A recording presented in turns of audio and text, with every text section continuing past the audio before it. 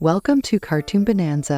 बहुत समय पहले भारत के एक सुंदर तटीय गांव में नारायण नाम का एक दयालु मछुआरा रहता था। वह अपनी छोटी सी नाव में हर सुबह मछलियां पकड़ने जाता और शाम को अपने गांव वालों में अपनी पकड़ी हुई मछलियां बांट देता। उसकी दयालुता और सरलता के कारण गांव वाले उसे बहुत पसंद करते थे। एक दिन नारायण समुद्र के किनारे टहल रहा था। उसने देखा कि कुछ बच्चे एक छोटे से कछुए को पकड़कर रेत पर खींच रहे हैं। कछुआ अपनी जान बचाने के लिए संघर्ष कर रहा था और बच्चे उसे परेशान कर रहे थे। यह देखकर नारायण का दिल भर आया। अरे बच्चों, इसे परेशान मत करो। लेकिन यह तो हमारा खेल है। मैं तुम्हें गुड़ और मिठाई के लिए पैसे देता हूँ, इसके बदले इसे छोड़ दो। बच्चों ने खुशी खुशी मान लिया और भागकर मिठाई खरीदने चले गए। नारायण ने कछुए को धीरे धीरे उठाया और उसे समुद्र में छोड़ दिया। जाओ छोटे दोस्त, तुम्हारी जिंदगी कीमती है। नारायण ने कहा। कछुआ कुछ पल ठहरा, जैसे धन्यवाद कर रहा हो, और फिर लहरों में गायब हो गया। उस रात जब नारायण अपनी नाव में बैठकर तारे देख रहा था, उसने अचानक पानी की सतह पर हलचल महसूस की। वह चौंक कर झुका और देखा कि वही कछुआ सतह पर आ गया। दयालु नारायण, मैं साधारण कछुआ नहीं हूँ। मैं समुद्र के राजा वरुण देव का दूत हूँ। आपने मेरी जान बचाई, इसके बदले मैं आपको उनके जल महल ले चलूंगा। नारायण कुछ कहने ही वाला था कि कछुआ बड़ा हो गया, इतना बड़ा कि नारायण उसकी पीठ पर बैठ सके। जैसे ही नारायण कछुए पर चढ़ा, वे गहराई में उतर गए। चारों ओर अद्भुत दृश्य थे, रंग बिरंगे मूंगे, चमचमाती मछलियां और समुद्र के रहस्यमयी जीव। कुछ देर बाद नारायण ने देखा कि वे एक अद्भुत महल के पास पहुंच गए हैं। ये महल चमकते मोती और क्रिस्टल से बना था। समुद्र के जीव झुककर उनका स्वागत कर रहे थे। महल के अंदर वरुण देव की पुत्री रत्नेश्वरी ने नारायण का स्वागत किया।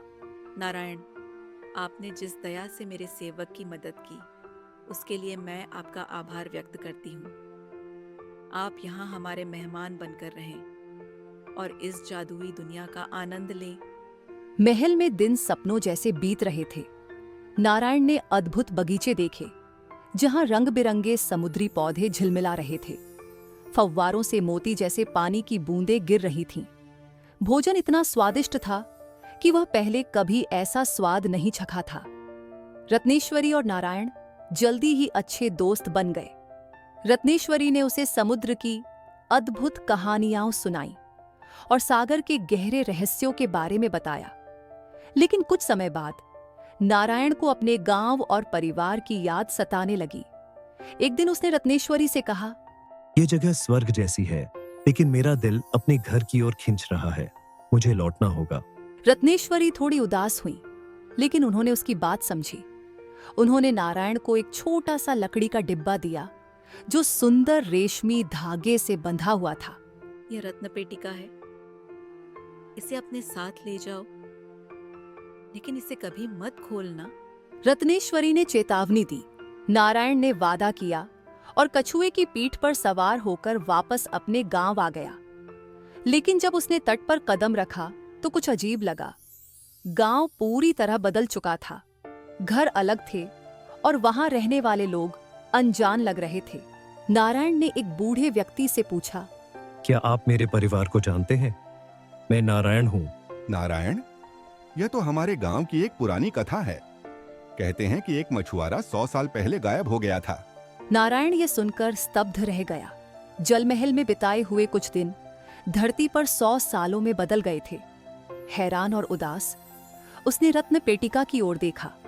शायद इसमें मेरे सवालों का जवाब हो, उसने सोचा, और रत्नेश्वरी की चेतावनी भूलकर डिब्बा खोल दिया।